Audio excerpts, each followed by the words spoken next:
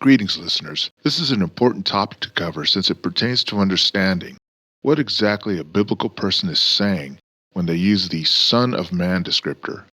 Really, a simple distinction to keep foremost in your mind is if the person is using it as a proper title or just a catch-all for humanity in general.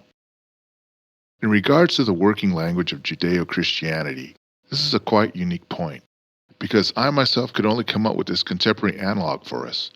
For example, if I reported that mankind sure has some sick wrestling moves, it wouldn't be clear enough to many readers unless I specified that I was talking about Mick Foley, the professional wrestler known as Mankind. Let's begin. And, of course, some more questions. 1. How likely do you think it is that all the Son of Man sayings were later inventions by the evangelists? Which scholars support this? Well, I think most that aren't just, BS slinging apologists would probably go along with Bultmann and even with Morris Casey and Geza Vermesh, who say that Son of Man means different things or is used differently in Hebrew and Aramaic, and this you can find this multiplicity of uses in the Old Testament. What is man? When I look at the heavens, the moon, and I look at the heavens, the work of thy hands, the moon and the stars which thou hast ordained. What is man that thou art mindful of him, or the Son of Man that thou carest for him? Well, it obviously just means human beings, humanity, like Adam, the collective noun, just like the Greek anthropos, human beings, humanity.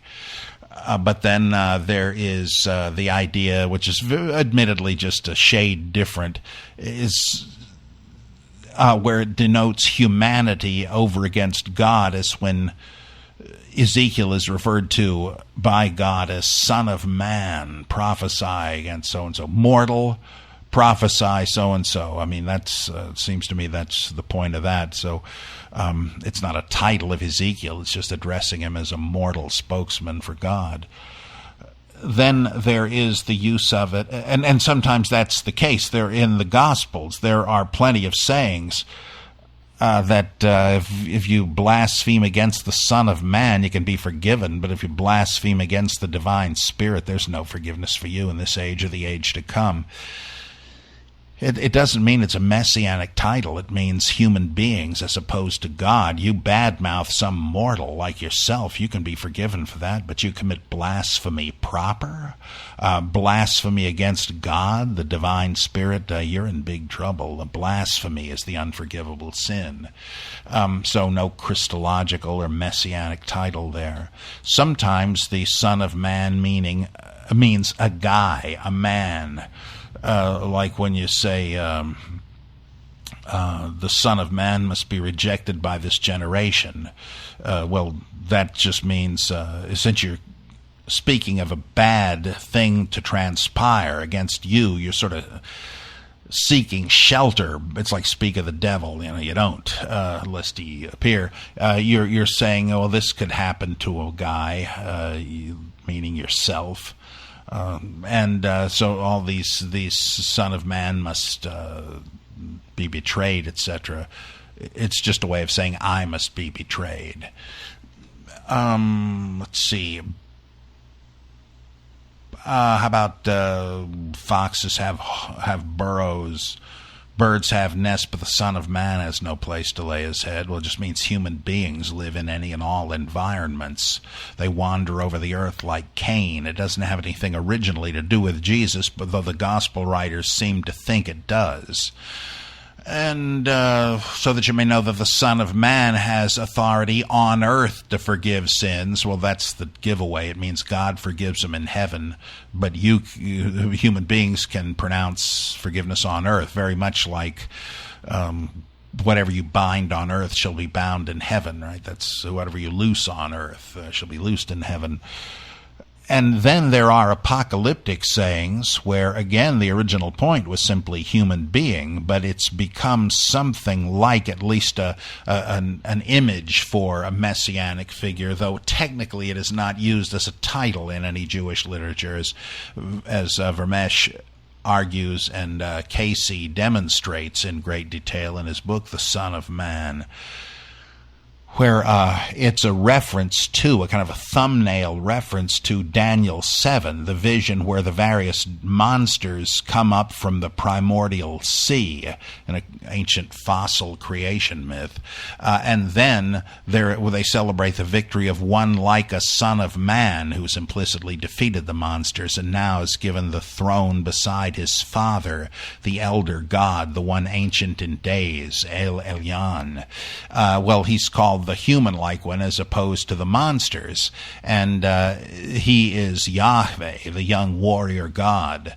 And so the Jewish apocalyptic and rabbinic writings take up this phrase, the one like a son of man. And I know it sounds like splitting hairs, but Casey does a good job on this, showing that even when you have an apocalyptic reference thereafter that uses the term son of man, it isn't exactly used as a title so much as it is just, well, you remember that passage? You'd have to read it, which you should. It's a great book, The Son of Man by Maurice, as we spell it, Maurice Casey, C-A-S-E-Y.